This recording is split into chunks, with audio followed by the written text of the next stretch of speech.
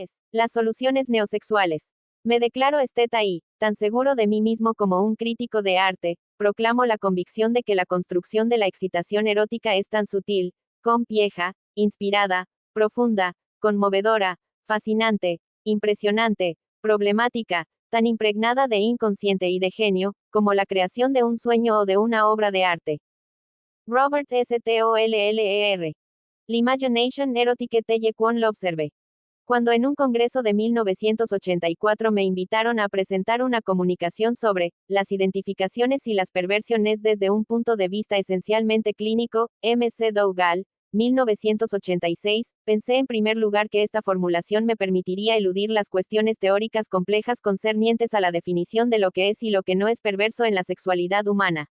Mi satisfacción duró poco. En cuanto comencé a reflexionar sobre el material clínico del que disponía para ilustrar mejor el tema, comprendí hasta qué punto resultaba vano establecer una distinción precisa entre un psicoanálisis teórico y un psicoanálisis clínico. Las viñetas clínicas no prueban nada, solo sirven para ilustrar conceptos teóricos y, por lo tanto, nuestras teorías son también fruto de innumerables experiencias clínicas que han estimulado nuestra reflexión o nos han llevado a reconocer atolladeros y a interrogarnos sobre nuestros conceptos actuales. 223.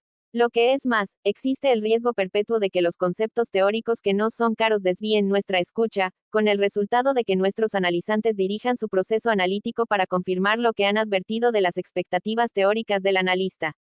Por todas estas razones, me considero obligada a explicitar brevemente lo que entiendo por la expresión perversión sexual. ¿Qué es una perversión? Si hablo de soluciones neosexuales más bien que de perversión, lo hago porque la palabra perversión tiene siempre una connotación peyorativa, en cuanto evoca la perversidad, una inclinación al mal. De nadie se dice que es un pervertido decente.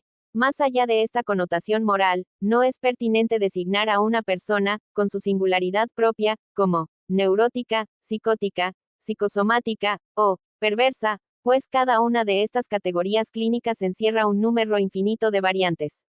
Estas etiquetas, provenientes de clasificaciones psiquiátricas y psicoanalíticas normalizadas, deberían aplicarse a los síntomas más bien que a las personas. He postulado que todo síntoma psicológico corresponde a un intento de autocuración destinado a huir del dolor psíquico. Esto también se aplica, por supuesto, a la sexualidad sintomática, si acaso podemos definirla. Sosteniendo este modo de ver más constructivo de la significación y los fines de los síntomas, y de las razones por las cuales se los construye, descubrimos siempre que son soluciones infantiles a los conflictos, las confusiones y el dolor mental. Ante la dificultad de ser un ser humano, y también frente a los conflictos inconscientes de nuestros progenitores, todos nos vemos obligados a construirnos maneras de sobrevivir, como individuos y sujetos sexuados, y nuestras soluciones tienden a perdurar durante toda la vida. En lo que me concierne, hace 25 años que trato de encontrar una definición satisfactoria, desde el punto de vista psicoanalítico, a lo que, en las actividades o las elecciones de objetos sexuales de los adultos, podría constituir un síntoma. 224. Es el caso de la homosexualidad. Siempre hay que considerarla un síntoma o por el contrario, solo una versión posible de la sexualidad masculina o femenina. Dejo librada la respuesta a mis lectores, sin por ello abstenerme de señalar que los psicoanalistas están sumamente divididos acerca de esta cuestión clínica. Leavi, 1985, Limentani, 1977, EIC, 1985, tienen sobre este tema interpretaciones diferentes, incluso divergentes, de las de Socarides, 1968, 1978. Cf. Socarides y Volcan, Homosexualities, 2 tomos, 1991.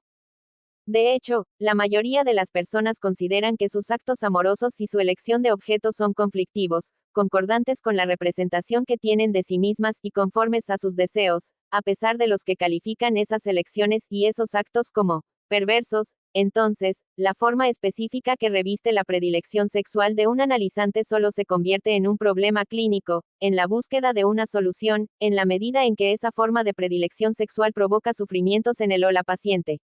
Este problema es a menudo planteado por analizantes homosexuales que piensan que deberían ser heterosexuales, a los ojos de su familia, de la sociedad, etc., y cuya orientación, aunque su vida sexual sea satisfactoria, les genera culpabilidad y conflictos. Sean cuales fueren los juicios de valor personales del analista, no le corresponde a él decidir, por ejemplo, que sus analizantes homosexuales ganarían convirtiéndose en heterosexuales. En realidad, algunos pacientes homosexuales descubren en el curso de su análisis que son heterosexuales latentes, y que sus temores inconscientes les han impedido es el caso siempre las relaciones heterosexuales. Pero esto no es de la mayoría, pues la mayor parte de los homosexuales, hombres y mujeres, se aferran a la orientación que han asumido y solo cabe darles la razón. Para estos, el mantenimiento de la identidad homosexual es una necesidad psíquica vital, lo mismo que la heterosexualidad para los heterosexuales, una actitud terapéutica que tratara de llevar al homosexual, y cualquier costo, hacia la heterosexualidad podría resultar catastrófica. Limentani, 1977. Icey, 1985. En lo que concierne a la orientación heterosexual, veremos que en ella las caídas clínicas no son más claras, empezando por la naturaleza polimorfa de la actividad heterosexual adulta. 225. Nuestros pacientes nos describen una variedad infinita de guiones eróticos, de objetos fetiche, de disfraces, de juegos sadomasoquistas, etc., que son como espacios privados en su vida amorosa, no compulsivos ni indispensables para llegar al placer sexual. Por supuesto, la variedad de guiones eróticos también suelen encontrarse en las parejas homosexuales. Hay tantas variedades de actos y formas de relación homosexual como de actos y relaciones heterosexuales. En cambio, ciertos pacientes heterosexuales solo llegan a la satisfacción sexual con la mediación de guiones fetichistas, sadomasoquistas o de otro tipo. Lo mismo que a algunos de nuestros pacientes homosexuales, podríamos desearles una vida sexual menos restringida, menos sometida a convicciones ineludibles, pero si esas puestas en escena eróticas constituyen para ellos las únicas condiciones que les permiten llegar a comprometerse en relaciones sexuales, el analista no tiene ninguna buena razón para preferir que esos analizantes abandonen sus prácticas amorosas, solo porque él se permite considerar sintomáticas estas versiones heterodoxas del objeto del deseo. La mayoría de los individuos viven sus actos eróticos y sus elecciones de objeto como yo-sintónicos, sean o no juzgados, perversos por los otros. Las preferencias sexuales solo son un problema para analizar cuando el sujeto vive su forma de sexualidad como fuente de sufrimiento, y por lo tanto no totalmente conforme a su sí mismo. Sea cual fuere su comportamiento sexual, muy pocas veces nuestros analizantes desean perder las soluciones eróticas que han hallado para resolver su problemática sexual. En el curso de la aventura analítica, algunos pacientes desarrollan un espectro más rico de actividades eróticas y amorosas. Pero, si esto no ocurre, abandonar su sistema de supervivencia sexual, el único al que han podido acceder, equivaldría a una castración. Y aún más, en numerosos casos, estos guiones eróticos, complejos e ineluctables, no solo contribuyen a asegurar el sentimiento de su propia identidad sexual, como lo hace todo acto sexual, sino que a menudo se revelan como técnicas de supervivencia psíquica en cuanto salvaguardan al mismo tiempo el sentimiento de identidad subjetiva. McDougall, 1978a. 226. ¿Por qué neosexualidades? A fin de poner de relieve su carácter innovador y la investidura intensiva que estas invenciones eróticas requieren, las he denominado neosexualidades. McDougall, 1982, con tal designación quiero evocar algo semejante a las neorrealidades que ciertos sujetos crean para solucionar conflictos PSI con acento agudo quicos tan dolorosos como insuperables.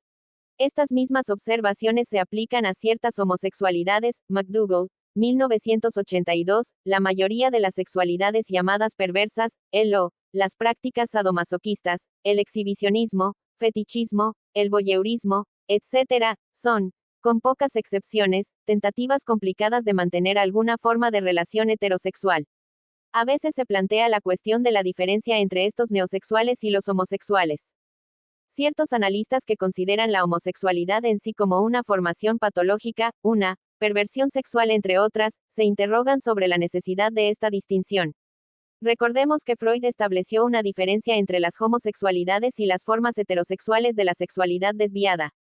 A las primeras las llamó inversiones, y a las segundas, perversiones. Según las propias definiciones de Freud, en ambos casos hay una desviación del objeto o de la meta sexual original.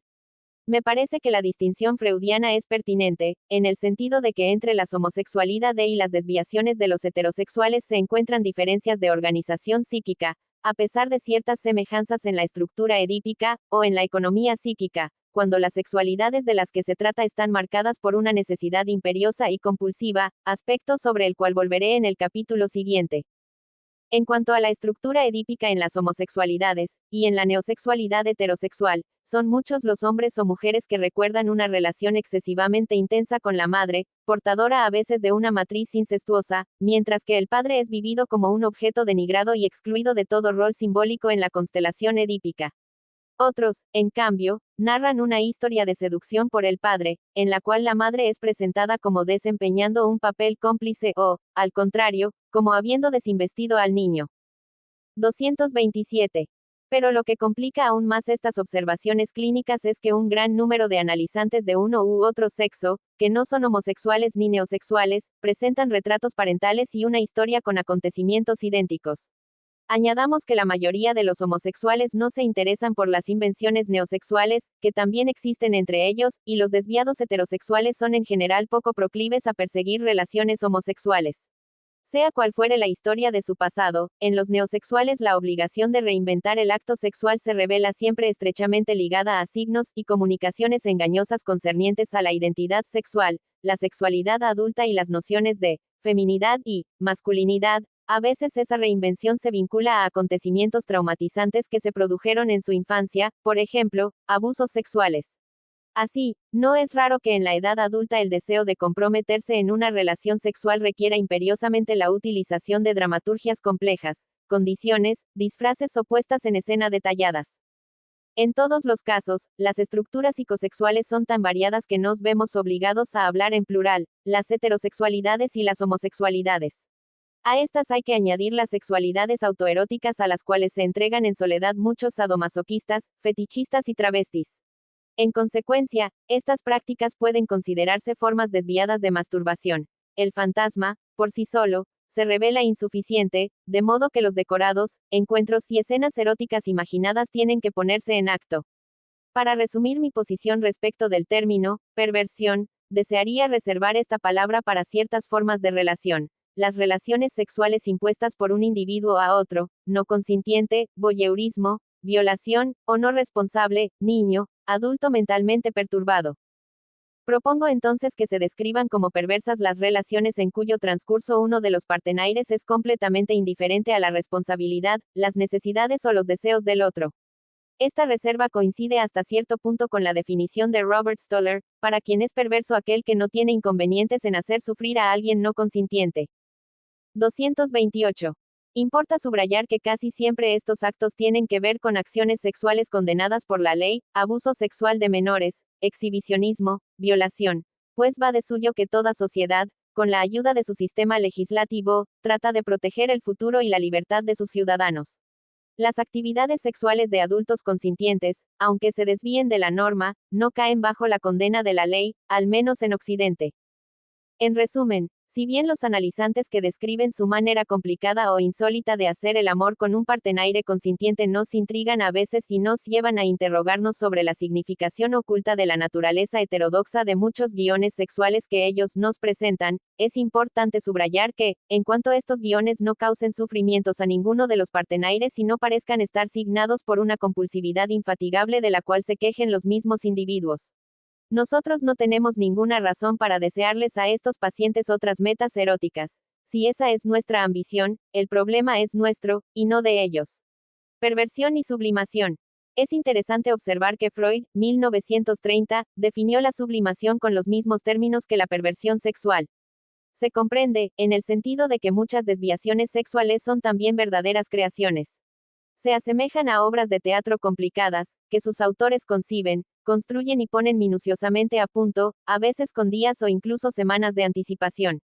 Recuerdo a un exhibicionista que fotografió desde todos los ángulos, en el Bois de Boulogne, los lugares donde tenía la intención de exhibirse, previendo en qué arboledas y caminos podría encontrar a partenaires que participarán en su espectáculo. Preparaba el guión como un artista plástico prepara una exposición de sus obras. Otro paciente, un fetichista cuyo drama mereció a mi juicio el título de espectador anónimo, McDougall, 1978a, escribía durante semanas la intriga que imaginaba antes de poner su pieza teatral en escena. 229. Finalmente, llegaría el triunfo que iba a obtener en el estreno, cuando, frente al espejo, interpretaría todos los papeles. El del público anónimo que miraba en el espejo una escena en cuyo transcurso, una madre le pegaba a la hija. El de las actrices principales, primero la madre y después la hija, azotada por la primera en sus nalgas desnudas, lo mismo que en el caso del exhibicionista. El guión, minuciosamente puesto a punto antes de estar listo para su publicación, parecía implicar una investidura aún más importante que el acto en sí. Otro testimonio es el de un caso que pude seguir con un joven analista en supervisión, un paciente pedófilo que también describía una preparación complicada. De día vagaba por los sex shops y las puertas de establecimientos escolares, fantasmatizando la imagen de un joven adolescente con el que tendría una relación pasional. Le importaba que el adolescente elegido se interesara, como él mismo, en las artes plásticas y la música. Estos intereses que le atribuía al partenaire potencial eran esenciales para el guión. Su puesta en acto debía seguir un cierto esquema, a saber, era necesario que estuviera convencido de que la seducción provenía del adolescente, lo que a menudo parecía ocurrir. Para todos estos analizantes, sus construcciones complicadas no solo representaban el único medio de expresión sexual, sino también una dimensión de su vida cotidiana tan vital para su equilibrio psíquico como las actividades sublimatorias. El exhibicionista trabajaba en publicidad, el fetichista era profesor de filosofía, y el paidófilo, profesor de caíto. Se puede postular que las investiduras libidinales que encontraban expresiones felices en su trabajo profesional emanaban de una fuente análoga a la de sus invenciones sexuales, como soluciones diferentes de los mismos conflictos psíquicos primitivos. Desde este punto de vista, los creadores neosexuales no son en absoluto distintos de las personas llamadas normales, en cuanto dotan a sus pulsiones sexuales y sus relaciones objetales de la misma importancia vital que tiene para ellos la sublimación. ¿Qué es un fantasma perverso? Una de las funciones originarias de los fantasmas conscientes en la economía psíquica consiste en realizar imaginariamente lo que se experimenta como prohibido o imposible en la realidad externa. 230. En mis analizantes que adoptan rituales desviados complejos he podido observar que a menudo son incapaces de imaginar el menor cambio de guión, y que la soa de hacerlo los aterroriza.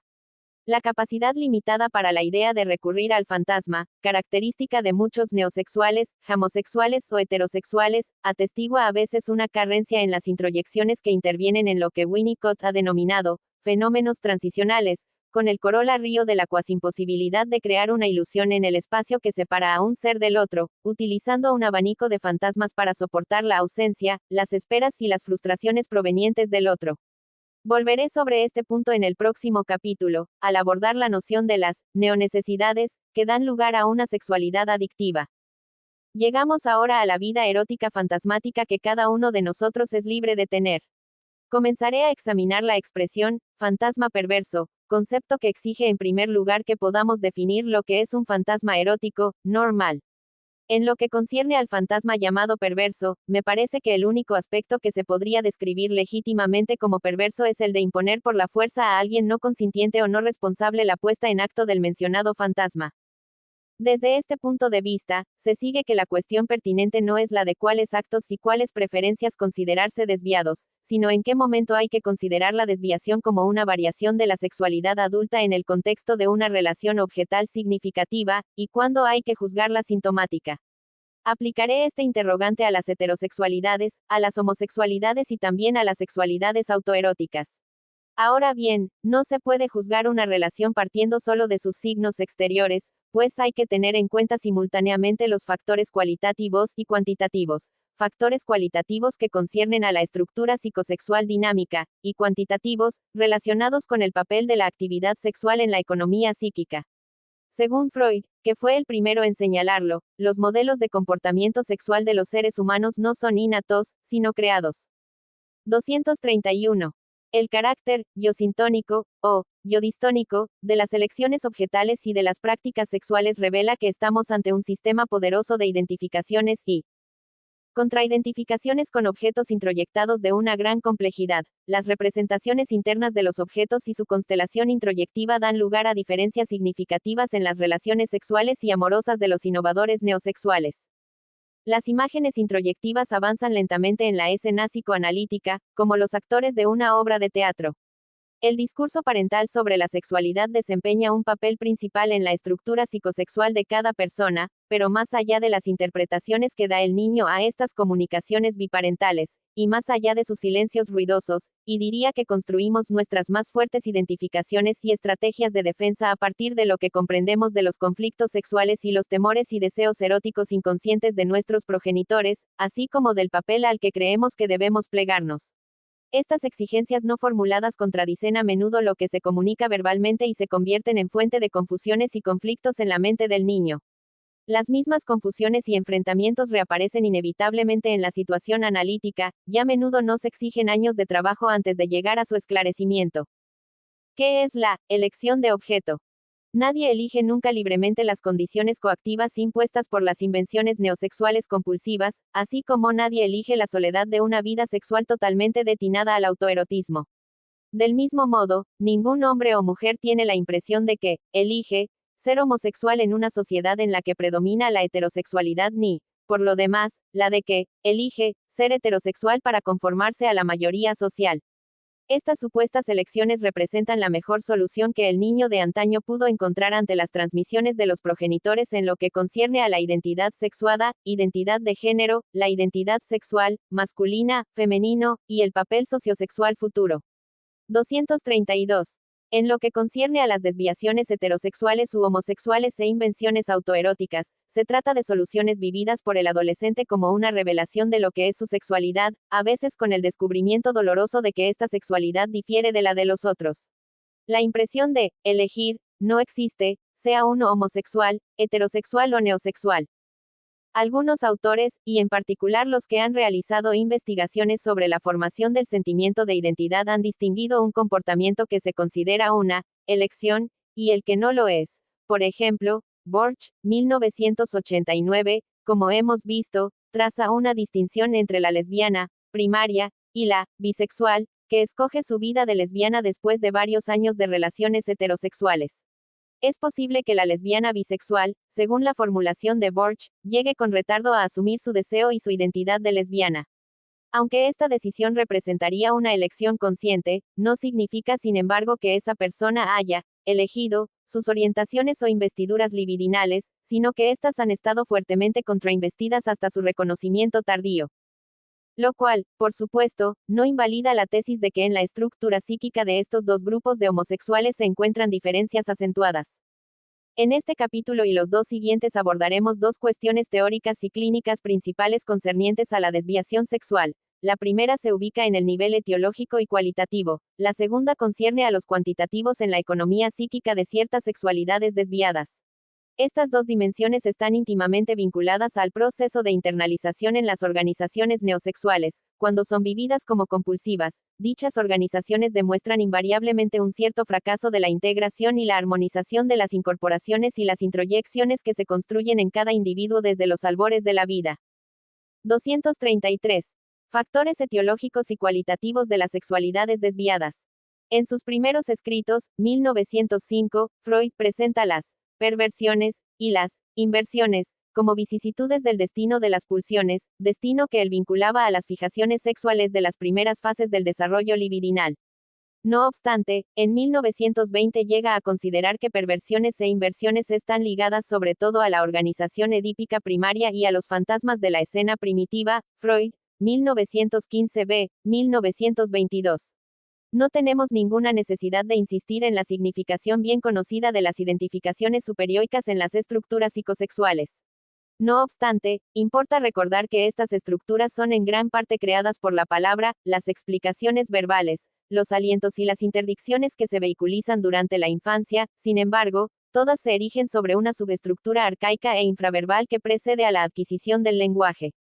Aunque no sintamos tentados a aceptar la facilidad del esquema freudiano acerca del papel primordial de la fase fálico-edípica en todas las sexualidades humanas, por otra parte confirmada clínicamente de modo constante en numerosos analizantes, esta explicación es insuficiente para comprender las neosexualidades o, para el caso, la orientación heterosexual u homosexual. Habría que recordar que el propio Freud llegó a plantearse la cuestión de una adecuación de su teoría acerca de la desviación sexual. Si tratamos de conceptualizar las internalizaciones que se establecen durante los intercambios sensoriales primarios entre la madre y el niño, me parece que los términos incorporación e introyección son más apropiados que identificación. En esta fase del desarrollo, los temores y deseos inconscientes de la madre, así como la cualidad de su relación con el padre, desempeñan un papel fundamental. Solo cuando la comunicación simbólica va reemplazando poco a poco a los contactos físicos entre el niño pequeño y sus progenitores, las identificaciones y las contraidentificaciones sexuales pasan a ser un elemento permanente del capital psíquico del niño. Al mismo tiempo se consolida el esquema corporal. Por supuesto, es la madre quien en primer lugar le nombra a su hijo sus zonas erógenas y al mismo tiempo transmite de diversas maneras las investiduras o contrainvestiduras libidinales y narcisistas que cada zona, con sus funciones asociadas, debe recibir. Ahora bien, es posible que se niegue por completo la existencia misma de ciertos órganos y funciones corporales. 234. En razón de sus propios problemas internos relacionados con las investiduras erógenas y las interdicciones sexuales, una madre puede transmitirle al hijo una imagen corporal frágil, alienado, desprovista de erotismo o mutilada. En esta etapa del desarrollo, un derrumbe puede dar lugar a resultados catastróficos. En primer lugar, para el sentimiento de identidad sexual en evolución. A continuación, paralelamente, para la capacidad de internalizar los objetos sexuales originarios como núcleos de identificaciones futuras.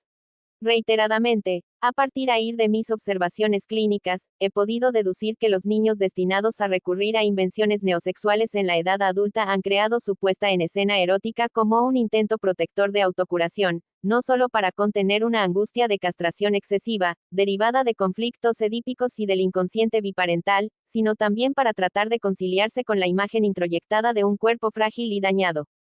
Así, en su guión erótico, el sujeto trata de protegerse de un sentimiento espantoso de muerte libidinal. Esta imagen engendra a su vez miedo a la pérdida de la representación corporal como un todo, con el desmoronamiento concomitante del sentimiento de la identidad subjetiva, que también está consolidándose. Es posible que una madre, incluso antes del nacimiento del bebé, consciente o inconscientemente, viva al niño como una prolongación narcisista o libidinal de ella misma, destinada a reparar un sentimiento de daño. Esta actitud suele acompañar el anhelo de excluir al padre de la díada materna, tanto en su rol concreto como simbólico. Sí, por complacencia, el padre acepta desempeñar ese rol pasivo, pues es sabido que los padres tienen tantos problemas psicológicos como las madres, y pueden ser tanto como ellas la causa de las perturbaciones psíquicas de sus niños. Este desorden simbólico genera el riesgo de que los temores y deseos libidinales arcaicos no sean elaborados y bien integrados en la representación sexual del yo del nito cuando se convierte en adulto. Esta reflexión nos lleva a reconsiderar el papel del padre como representación fálica para los niños. Si bien se ha escrito mucho al respecto, queda aún mucho por decir sobre la representación esencial del pene, el cual, teniendo en cuenta su cualidad de objeto introyectado, le asigna al falo su poder y su potencia organizadora como símbolo. 235. Según ya lo he subrayado en capítulos anteriores, no me refiero al pene en tanto que objeto parcial, sino al pene en erección, símbolo de la completud narcisista, de la fertilidad y el deseo. En tanto que tal, el falo símbolo no pertenece a uno ni otro sexo, sino que organiza la constelación introyectiva y los fantasmas fundamentales que constituyen los esquemas sexuales de la vida adulta para ambos sexos.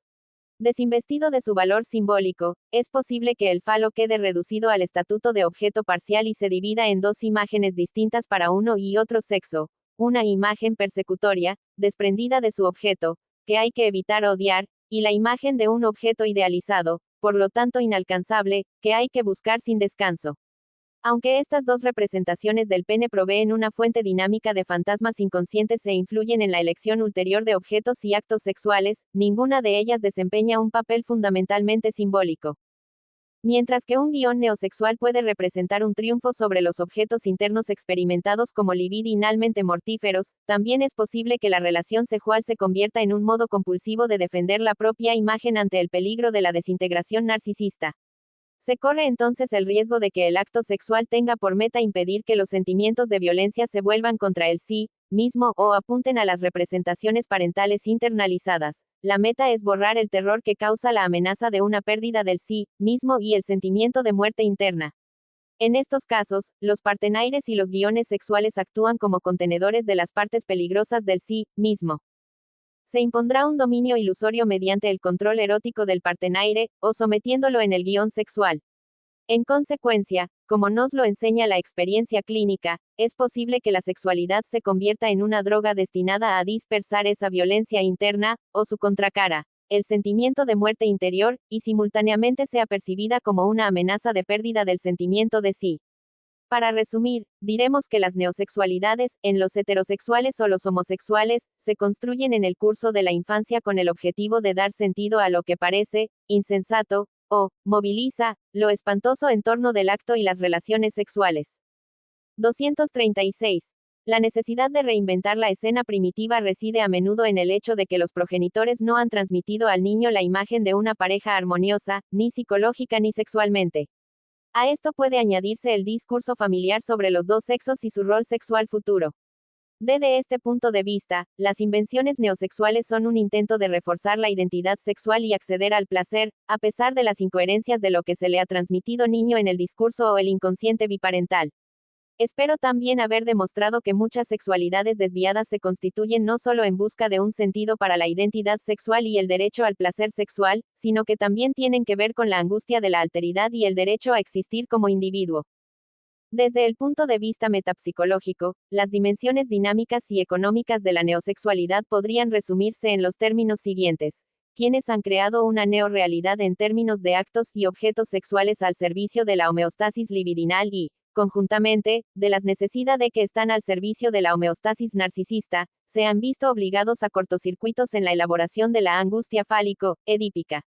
Más en profundidad, al renegar las angustias universales de individuación y sadismo infantil, también han evitado la elaboración de la posición depresiva tal como la conceptualizó Klein, 1945. La creación de un muro de muerte interna para combatir estos estados penosos ha reforzado a su turno la necesidad de encontrar una solución a los deseos amorosos y sexuales. 237.